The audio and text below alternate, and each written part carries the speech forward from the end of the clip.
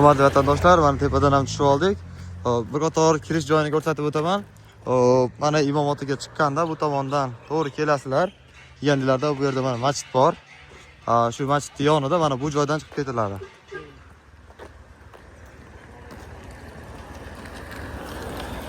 Shu joydan chiqsanglar mana to'g'riga. Mana ko'prik. Bu tomondan tushasizlar endi mana. Ketdik biz ham. Assalomu alaykum hurmatli vatandoshlar, andijonliklar, yaxshimisizlar? Endi mana ko'prikka chiqmoqchi bo'lsanglar, Zominga borib kelishda hech ham hojat yo'q. Mana o'zimizning Andijonimizda Imomota ziyoratgohiga kelsanglar, mana ko'prik qurilgan. Mana bu yerda aynaklari ham bor. Atrofni qaranglar, bu shamolni qaranglar, bu effekt qaranglar, bero. Bu atrofni qaranglar. Kelib, jo'ralar bilan, qarindosh urug', o'zki quruq bilan keladigan joylar, bir ko'ringlar.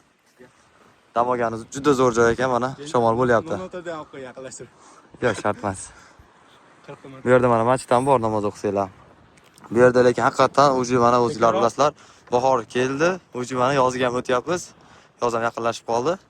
Bu yerda bunday qarindosh urug', jo'ralar bilan kelib, maza qilib o'tiradigan joylar ekan. Bu yoqlar mana fondi dachalar, so'rilar bor. Kelsanglar, xohlasanglar ovqatlarni o'zlari qilib beradi, xohlasanglar o'zingizlar qilsanglar bo'ladi. Lekin cho'tki adrenalin bo'lar ekan bu yerda, maqaylar mana. Lokatsiyasi Xo'jaobod tumani Imomota ziyoratgohi deb yozsanglar. Turizm qishlog'i, menimcha ko'p andijonliklar biladi bu joyda. Ko'prikka chiqmoqchi bo'lganlar, Zominga boramiz deb niyat qilib yurganlar bo'lsa, bu yerda ham qaranglar mana. Cho'tki adrenalin berar ekan.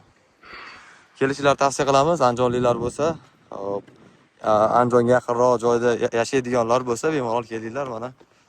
Xudo xolasa, cho'tki atmosferada toza havoda nafas olib yuribmiz do'stim bilan. Do'stim Sobirjon ismi.